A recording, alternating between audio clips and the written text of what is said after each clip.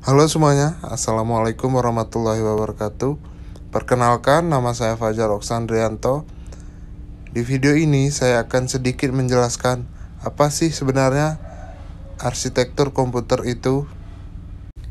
Di video kali ini kita akan membahas tentang apa sih itu komputer, fungsi dan struktur arsitektur komputer, dan yang terakhir adalah evolusi dari komputer. Arsitektur komputer adalah konsep, perencanaan, dan struktur pengoperasian dasar dari suatu sistem komputer. Arsitektur komputer ini merupakan rencana cetak biru dan deskripsi fungsional dari kebutuhan bagian perangkat keras yang didesain, kecepatan proses dan sistem interkoneksinya. Dan organisasi komputer adalah bagian yang terkait erat dengan unit-unit operasional dan interkoneksi antar komponen. Penyusun sistem komputer dalam merealisasikan aspek arsitekturnya.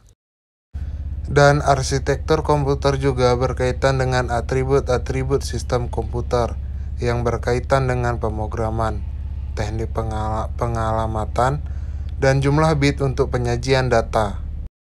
Dan organisasi komputer berkaitan dengan unit-unit operasional dan keterhubungannya yang merealisasikan spesifikasi arsitektural, kontrol sinyal, interface, memori, teknologi. Kata komputer berasal dari bahasa Latin yaitu computare yang artinya menghitung. Dalam bahasa Inggris disebut to compute.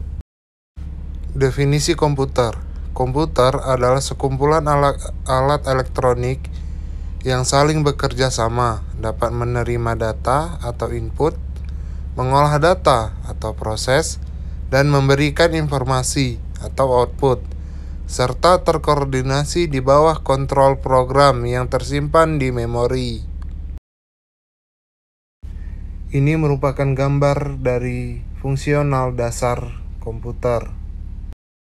Fungsi komputer didefinisikan sebagai operasi masing-masing komponen sebagai bagian dari struktur.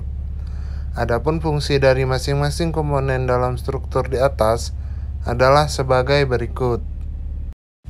Yang pertama ada input device atau alat masukan.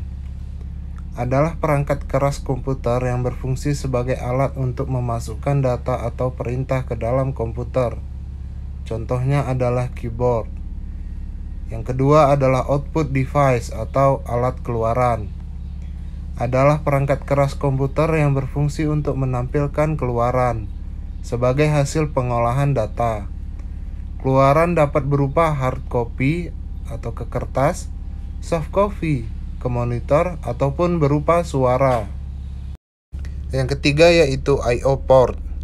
Bagian ini digunakan untuk menerima ataupun mengirim data keluar sistem. Peralatan input dan output di atas terhubung melalui port ini. Yang nomor 4 yaitu CPU. CPU merupakan otak sistem komputer dan memiliki dua bagian fungsi operasional, yaitu ALU, Arithmetical Logic Unit, sebagai pengolahan data, dan CU, Control Unit, sebagai pengontrol kerja komputer. Yang nomor 5 yaitu memori. Memori terbagi menjadi dua bagian, yaitu memori internal dan memori eksternal. Memori internal berupa RAM atau Random Access Memory, yang berfungsi untuk menyimpan program yang kita olah untuk sementara waktu. Yang kedua adalah ROM, Read Only Memory, yaitu memori yang hanya bisa dibaca dan digunakan sebagai penyedia informasi pada saat komputer pertama kali dinyalakan. Yang keenam adalah data bus, adalah jalur-jalur perpindahan data antar modul dalam sistem komputer. Karena pada suatu saat tertentu masing-masing saluran hanya dapat membawa 1 bit data, maka jumlah saluran menentukan jumlah bit yang dapat ditransfer pada suatu saat. Lebar data bus ini menentukan kinerja sistem secara keseluruhan. Sifatnya bidireksional, artinya CPU dapat membaca dan menerima data melalui databus ini. Databus biasanya terdiri dari 8, 16, 32, atau 64 jalur paralel. Yang ketujuh yaitu address bus, digunakan untuk menandakan lokasi sumber ataupun tujuan pada proses transfer data. Pada jalur ini, CPU akan mengirimkan alamat memori yang akan ditulis atau dibaca. Yang kedelapan yaitu control bus. Control bus digunakan untuk mengontrol penggunaan serta akses ke data bus dan address bus. Terdiri atas 4-10 jalur paralel. Komputer generasi pertama 1941. Pemicunya adalah Perang Dunia Kedua.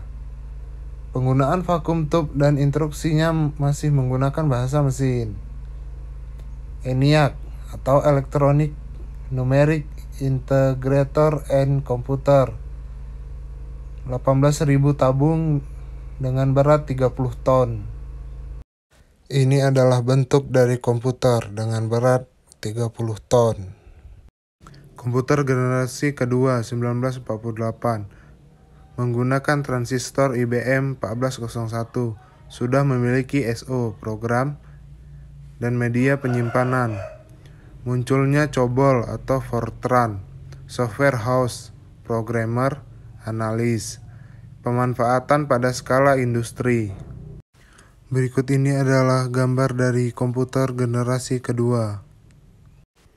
Komputer generasi ketiga, penggunaan IC atau Integrated Circuit, mengkombinasikan 3 komponen elektronik dalam sebuah piringan silikon kecil yang terbuat dari pasir kuarsa. Munculnya chip semikonduktor, gabungan banyak IC dalam satu chip yang dapat diprogram sesuai dengan kebutuhan. Komputer generasi keempat, setelah IC tujuan pengembangan menjadi lebih jelas, mengecilkan ukuran sirkuit dan komponen-komponen elektronik. Large Scale Integration atau LSI dapat memuat ratusan komponen dalam sebuah chip. Very Large Scale Integration memuat ribuan komponen dalam sebuah chip tunggal. Mikroprosesor, pembangunan seluruh komponen komputer, CPU, memori, kendali I/O, dan program sesuai dengan kebutuhan.